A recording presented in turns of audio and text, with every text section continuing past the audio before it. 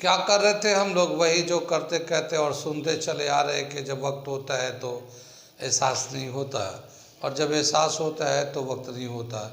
मैं साबिर अलीगढ़, आप देख रहे हैं ILCC क्लासेस, जो अलीगढ़ बेस्ड नीट JEE का रेजिडेंशियल कोचिंग क्लास है। साथ ही AMU, जामिया, BHU और दूसरे इंट्रेंस की भी तैयारी कराते हैं। जो चाहें कांटेक्ट कर सकते हैं किसी भी दूसरे तैयारी के लिए।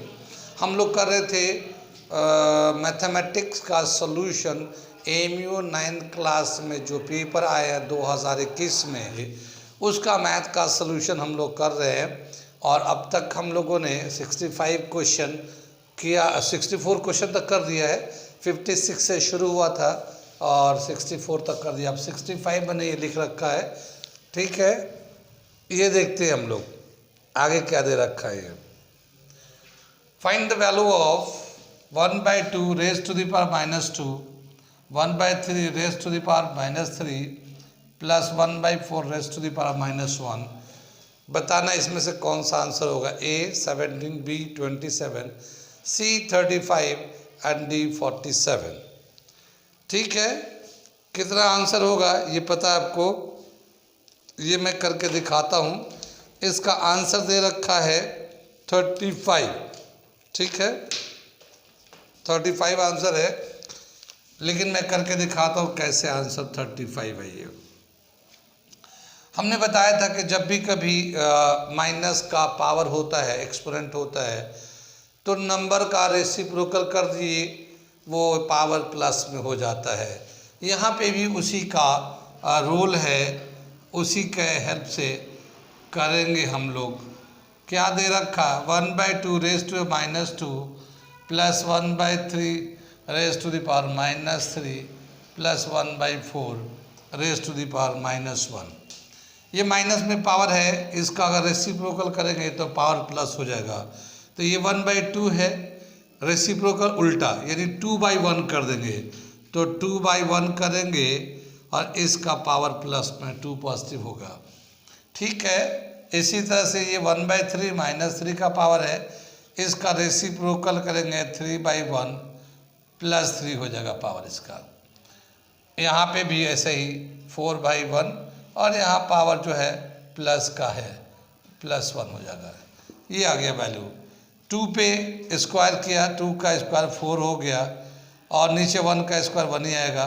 3 का क्यूब लेंगे 27 आ जाएगा, 1 का क्यूब 1 ही आएगा, और 4 का 1 टाइम लेंगे तो 4 ही आएगा। इन सब को प्लस करेंगे तो 35 आ जाएगा, और इस तरह से इसका आंसर जो है 35 है। ठीक है, कितनी बात समझ में? तो देख रहे हैं कि पिछले 2 साल में जो एक्सपोनेंट और रेडिकल का जो क्वेश्चन दे रखे हैं, उसमें माइनस का पावर का यूज़ ज़्यादा आ रहे हैं। ठीक है ना, तो इसको ध्यान रखिएगा। माइनस का जब पावर होता है, नंबर का रेसिप्रोकल कर देंगे, वो प्लस पावर हो जाता है। ठीक, अगला क्वेश्चन करने जा रहे हैं। ठीक, नेक्स्ट क्वेश्चन। अगला क्वेश्चन दे रखा 66, और ये मैं पढ़ के और करके दिखाता हूँ क्या है। How many natural numbers lie between the square of natural number n and 2 n+1। ठीक है, कितने नेचुरल नंबर आएंगे 2 नंबर के स्क्वायर के बीच में? एक n है, उसके बाद वाला n+1 है, उन दोनों नंबर के स्क्वायर के बीच में कितने नेचुरल नंबर आएंगे बताने हैं फॉर्मूले के रेस्पेक्ट में। A n-1, B 2n, C 2n+1, D 2n-1। कितनी बात समझ में? इसका आंसर है B, और ये कैसे है ये करके दिखाता हूँ मैं। इतनी बात समझ में आती है। ये स्क्वायर यानी स्क्वायर रूट में दे रखा ये कंसेप्ट कि जब भी कभी 2 नेचुरल नंबर के स्क्वायर के बीच में दूसरे जो परफेक्ट स्क्वायर नहीं होते हैं, वो कितने नंबर आते हैं। मैं एक एग्जाम्पल से लेकर समझाता हूँ इस बात को। इस बात को एक एग्जाम्पल से समझाता हूँ मैं, ठीक है ना। क्या दे रखा है, ये सॉल्यूशन कर रहे हैं। सपोज करो दो नंबर लेते हैं, दो कंसेक्यूटिव नंबर लेते हैं और उनका स्क्वायर करते हैं। लो 4 ले लिया, n की जगह पे 4 ले लिया और इसका स्क्वायर करेंगे n स्क्वायर तो 16 आ जाएगा ये, ठीक है। एक नंबर हो गया ये। n+1 कितना हो जाएगा, 4+1 5 आ जाएगा और n+1 का स्क्वायर करोगे तो 5 का स्क्वायर 25 आ जाएगा। कुछ बात समझ में आ रही है। दो लगातार नंबर का स्क्वायर करेंगे तो उनके बीच में कितने नेचुरल नंबर, तो n का वैल्यू हमने 4 ले लिया, ये n का स्क्वायर किया 16 आया। n+1 4+1 5 ले लिया दूसरा नंबर, इसका स्क्वायर किया 5 का स्क्वायर 25, ठीक। अब इनके बीच में कितने नंबर आएंगे, देखो 16 है, ये तो परफेक्ट स्क्वायर हो गया हमारा। इसके आगे 17, 18, 19, 20, 21, 22, 23, 24, 25। ये जो फर्स्ट है 4 का स्क्वायर और ये 5 का स्क्वायर, ठीक है। इसके बीच में जो नेचुरल नंबर है, जो परफेक्ट स्क्वायर नहीं है, वो कितने हैं, 1 2 3 4 5 6 7 8, ठीक है ना। 8 नेचुरल नंबर है जो परफेक्ट स्क्वायर नहीं है और इन दो परफेक्ट स्क्वायर के बीच में आता है। अब इस 8 को हम लोग चाहें तो ये 2 × 4 लिख सकते हैं। 8 को दिख रहा ना, ये 2 × 4 लिख सकते हैं। और ये 2 × 4 जो है, 2 तो 2 है और 4 जो है ना n की जगह पे है।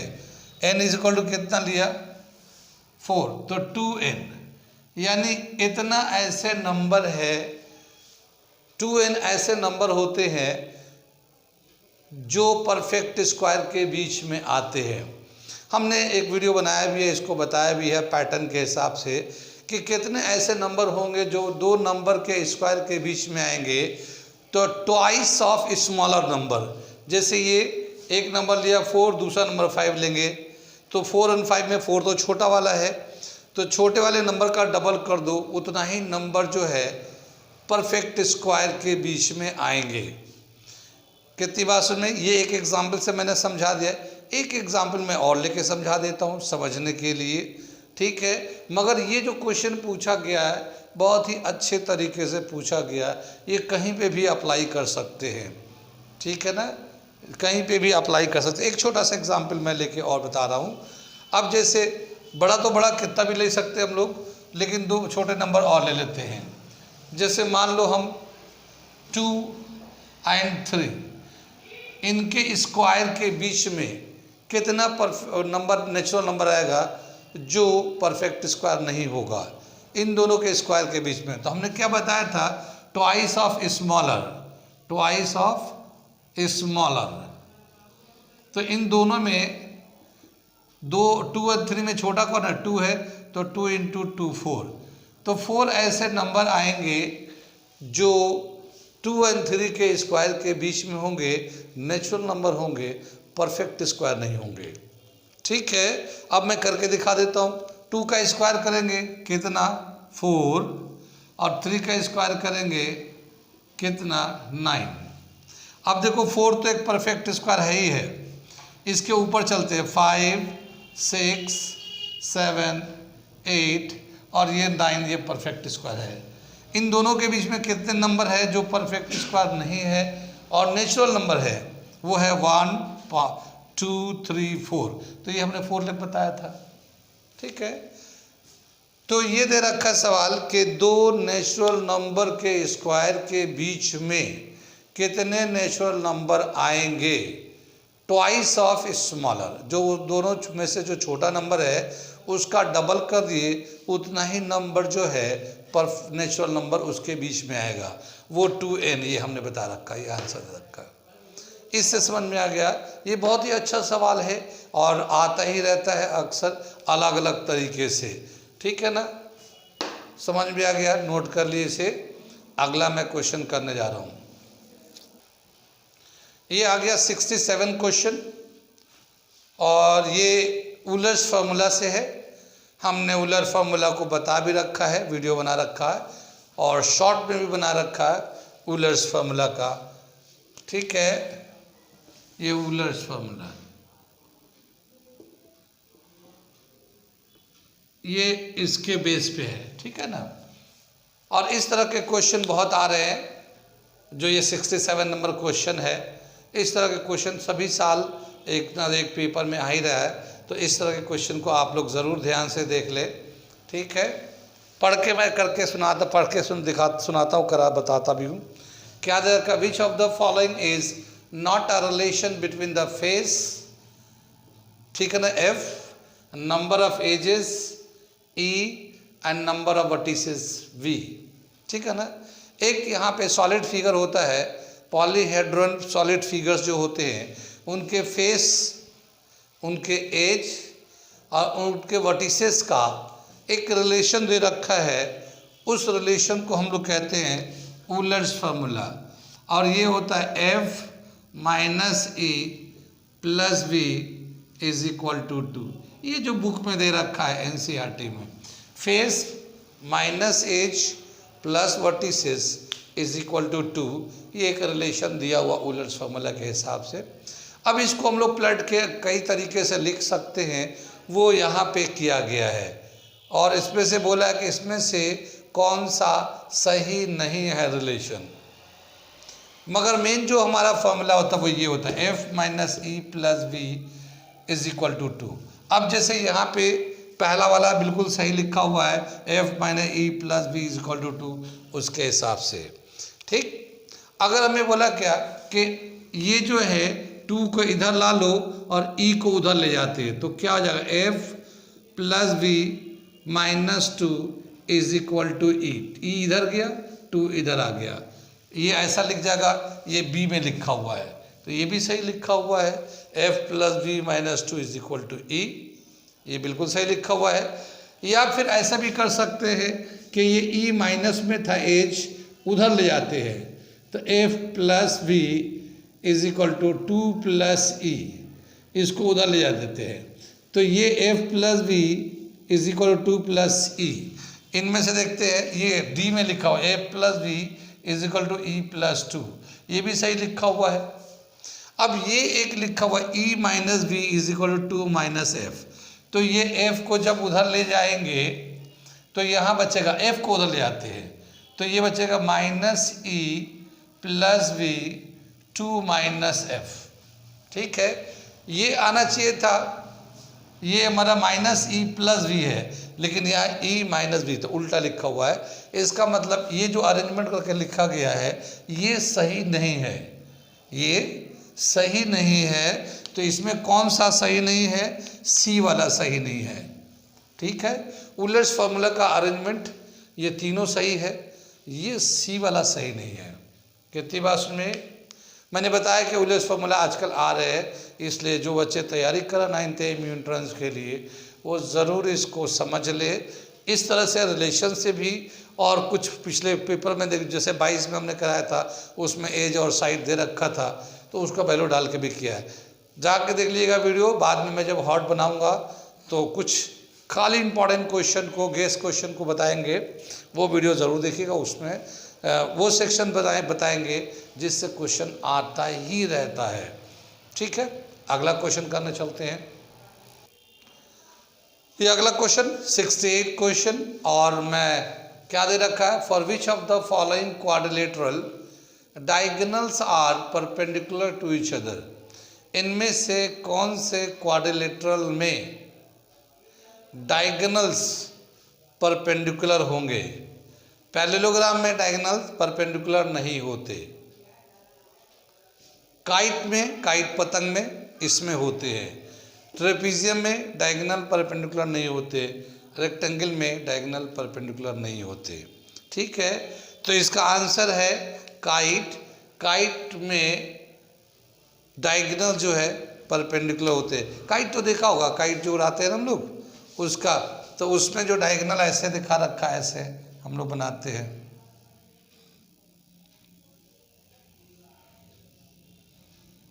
ये एक डायगोनल ऐसे बनाते हैं, एक डायगोनल ऐसे बनाते हैं।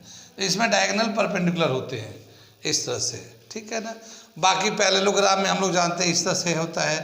तो पैरेललोग्राम में डायगोनल बाइसेक्ट तो करते हैं, बाइसेक्ट दो इक्वल पार्ट में तो करते हैं, पर परपेंडिकुलर नहीं होते। इसी तरह से ट्रेपीजियम में क्या है हमारा, इस तरह का ट्रेपीजियम बनता है, तो इसमें भी डायगोनल परपेंडिकुलर नहीं होते।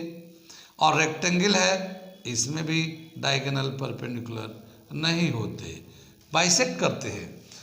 पैरेललोग्राम में रेक्टेंगल में डायगोनल बाइसेक्ट करते हैं, मगर परपेंडिकुलर नहीं होते, काइट पे सिर्फ होता है।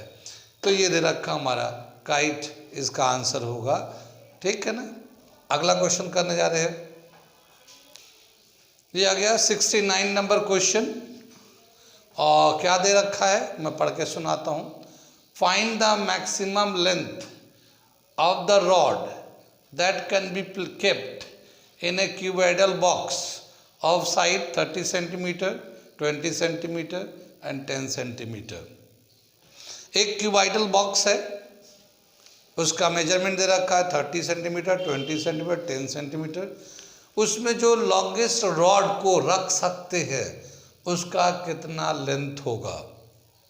जब भी कभी इस तरह से, ये इस तरह का चैप्टर है वॉल्यूम एंड सरफेस एरिया, और क्यूबाइडल में जो सबसे बड़ा लेंथ रख सकते हैं वो लॉन्गेस्ट डायगोनल कहलाता है, वो लॉन्गेस्ट डायगोनल कहलाता है। ये हमने मान लिया, सॉल्यूशन कर रहा हूँ। एक ये क्यूबाइडल है, ठीक है, ये इसका 30 सेंटीमीटर है, ये मान लिया। ये 20 सेंटीमीटर ब्रेथ और हाइट 10 सेंटीमीटर है। इसमें जो लॉन्गेस्ट जो रॉड को रख सकते हैं इस डायगोनल से लेके इस डायगोनल तक का, ये हमारा लॉन्गेस्ट डायगोनल होगा। एक डायगोनल इसमें ऐसे खींचते हैं हम लोग और एक ऐसे होता है, ठीक है ना। तो लॉन्गेस्ट डायगोनल ये वाला होगा। वैसे तो फेस वाइज हर फेस पे डायगोनल है। इसमें 6 फेस होते हैं क्यूबाइडल में, एक फ्रंट फेस होता है, उसी तरह का बैक होता है, एक राइट में होता है, एक लेफ्ट में होता है सेम, और एक बॉटम होता है तो एक टॉप होता है। तो 3 तो डायगोनल ऐसे बन जाएंगे जो फेस वाइज होंगे, लेकिन जो लॉन्गेस्ट डायगोनल होगा वो किधर से भी ड्रॉ करेंगे वो वही होगा। तो ये जो है हमारा है लॉन्गेस्ट डायगोनल, ये लॉन्गेस्ट डायगोनल है। और इसका जो फॉर्मूला है लॉन्गेस्ट डायगोनल का, ठीक है ना, ठीक, क्या फॉर्मूला ये याद है आप लोगों को? याद तैयारी कर रहे होंगे तो आप तो याद भी किए होंगे, ठीक है ना। Diagonal of longest diagonal of cuboid का फॉर्मूला मैं लिखता हूँ, आप देख लो याद है तो, ठीक है ना। लॉन्गेस्ट डायगोनल ऑफ क्यूबॉइड, इसको हम लोग क्यूबॉइडल, ठीक है, A L square plus B square plus H square whole root, ये इसके बराबर होता है। ये फॉर्मूला था लॉन्गेस्ट डायगोनल का। वैसे फेस वाइज डायगोनल भी होता है, फेस पे भी, जैसे इस फेस पे भी डायगोनल होगा, इस फेस पे चाहे तो ऐसा डायगोनल खींच सकते हैं, लेकिन हमें लॉन्गेस्ट डायगोनल का ये फॉर्मूला था एल स्क्वायर, लेंथ कितना, ब्रेथ कितना, हाइट कितना, स्क्वायर प्लस रूट, ठीक है। अब हमें दे रखा है, जैसे लेंथ 30 दे रखा है तो 30 का स्क्वायर कर दिया, ब्रेथ 20 का स्क्वायर, हाइट 10 उसका स्क्वायर, इसको प्लस कर दिया। 30 का स्क्वायर करेंगे 900, 20 का स्क्वायर 400 और 10 का स्क्वायर 100, ये टोटल 1400 हो जाएगा ये, ठीक है ना। ये हमारा इतना, वैसे इसको हम लोग चाहें तो इस तरह से लिख सकते हैं 14 × 100 ऐसे लिख सकते हैं, ठीक। और रूट अगर निकालते हैं तो 100 का रूट 10 रूट 14, इतना सेंटीमीटर ये लॉन्गेस्ट डायगोनल आएगा इसका, ठीक है ना। लेकिन चॉइस में जो दे रखा है ये इसको 1400 ऐसे ही लिखा है, बाहर रूट में रेशनल नंबर में नहीं लिया है, पूरा ही इरेशनल नंबर में रखा है। ये क्या है, मिक्स नंबर है। 10 एक रेशनल नंबर है और रूट 14 इरेशनल नंबर है, दोनों साथ लिखा हुआ मिक्स नंबर है ये। लेकिन यहाँ चॉइस में ऐसे ही दे रखा है, आंसर होगा इसका ए। ठीक है, 1400, ये यहाँ पे 1400, रूट 1400, तो रूट 1400 ये आ गया आंसर। समझ में आई है, डायगोनल का फार्मूला यूज़ किया हम लोगों ने क्यूबाइडल का। बहुत ही इजी फार्मूला है, बुक में दे रखा है, याद तो किया ही होगा। अगला क्वेश्चन करते हैं हम लोग। क्या दे रखा क्वेश्चन नंबर 70, ये मैं पढ़ के सुनाता हूँ। क्या है, the number of diagonals in a polygon of n side is given by n plus 1 upon 2 minus n। A choice में दे रखा, B n minus 1 upon 2 minus n, ये बी चॉइस, और सी दे रखा n minus 1 by 2 into n, और ये है D n square minus 1 upon 2 plus n। ये दे रखा हमारा चॉइस में। इसमें क्या दे रखा हमारा, हमने एक वीडियो बनाया था जिसमें बताया था नंबर ऑफ डायगोनल्स, शॉर्ट भी बनाया है। तो number of diagonals in A polygon, polygon जानते हैं जैसे क्वाड्रिलेटरल होता है, पेंटागन, हेक्सागन, हेप्टागन होता है। तो इसमें कितने डायगोनल्स होते हैं उसके लिए एक फॉर्मूला हम लोगों ने दे रखा है, सॉल्यूशन कर रहे हैं। ठीक है, नंबर ऑफ डायगोनल्स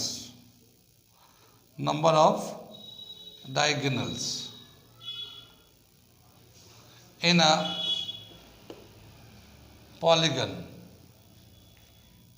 क्या दे रखा हमारा, n -3 upon 2। ये एक हमारा जनरल फार्मूला है, n -3 upon 2। अब इस वाले फार्मूले को हम लोग और भी अरेंज करके लिखेंगे, तो उसके हिसाब से अरेंज जब करेंगे तो उसके हिसाब से ये बी आंसर हो जाता है। कैसे, देखिए बी को अगर हम लोग लेते हैं n -1 upon 2 minus n upon 1 ले सकते हैं, इसका एलसीएम ले लेंगे तो क्या आ जाएगा, ये n -1, ये तो ऐसे ही रहेगा, और ये 2 यहाँ चला जाएगा, -2n अपॉन 2 हो जाएगा। ठीक है, इसको मल्टीप्लाई कर देते हैं, n square minus n -2n upon 2। ठीक है, ये n स्क्वायर है, ये 2n माइनस में है और माइनस n है, तो -3n हो जाएगा अपॉन 2। इसमें से n कॉमन लेंगे तो n -3 अपॉन 2। ये हमारा फॉर्मूला होता है नंबर ऑफ डायगोनल्स के लिए। तो हम लोग इसको n -3 अपॉन 2 ऐसे भी लिखते हैं, या फिर इसको ऐसे भी लिखते हैं, n -1 अपॉन 2 माइनस n, ये इस तरह से भी लिखते हैं। ठीक है, इसको इधर से भी याद रखिए, ये फॉर्मूला अक्सर इस तरीके के फॉर्म में पूछ रहे हैं एमयू में, ऐसे नहीं पूछ रहे, तो इसको याद रखें n -1 अपॉन 2 माइनस n, और उसको अरेंज करेंगे तो ये आ जाएगा। Number of diagonals of polygon तो जानते हैं, हम लोगों ने बताया था कि जैसे मान लो एक पेंटागन है, हेक्सागन है, तो कितने डायगोनल्स बनते हैं। ठीक है, जैसे मैं इसको मिटा देता हूँ ये, और इसको हम एक डायगोनल का तो फॉर्मूला था, डायगोनल निकाल के दिखा रहा हूँ। जैसे मान लो एक पेंटागन है, फॉर पेंटागन मैंने पूरा इसका एक वीडियो बना रखा है, जाके देख सकते हैं हमारे number of for pentagon. Pentagon n कितना, 5 साइड होगा तो n का वैल्यू 5 हो जाएंगे। अगर हम इसमें डालते हैं तो नंबर ऑफ डायगोनल्स हो जाएंगे, number of diagonals n -3 upon 2, तो क्या होगा 5 -3 अपॉन 2, 5 × 2 अपॉन 2, ये 2 से 2, 5 डायगोनल बनेंगे किसमें, पेंटागन में। अब पेंटागन में जब 5 डायगोनल बनेंगे तो कैसे दिखाएंगे हम लोग, मैं बना के भी दिखा दे रहा हूँ डायगोनल कैसे बनाते हैं पेंटागन में। ठीक है, कितनी बात समझ में आई, ये मिटा दे रहा हूँ मैं। जैसे एक पेंटागन आता है हमारा,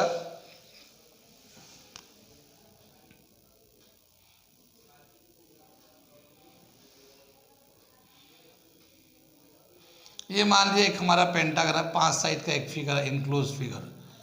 ठीक है, पेंटागन, यहाँ से हम डायगोनल बनाते हैं, ये ले लेते यहाँ से, तो एक डायगोनल तो ये बन जाएगा, एक डायगोनल ये बन जाएगा, दो डायगोनल हो जाएंगे ये यहाँ से। ऐसे ही हम इस वाले पॉइंट से बनाते हैं, तो एक डायगोनल ये बन जाएगा, एक डायगोनल ये बन जाएगा, ठीक है, चार डायगोनल हो गए। और अगर हम एक और यहाँ से बना लेते हैं तो ये एक ये वाला बन जाएगा और एक यहाँ से बन जाएगा, ठीक है, एक ये वाला डायगोनल बन जाएगा, एक यहाँ से बन जाएगा। और इस तरह से पांच डायगोनल, दो रेड, दो ग्रीन, एक ब्लू, पांच डायगोनल हो गए।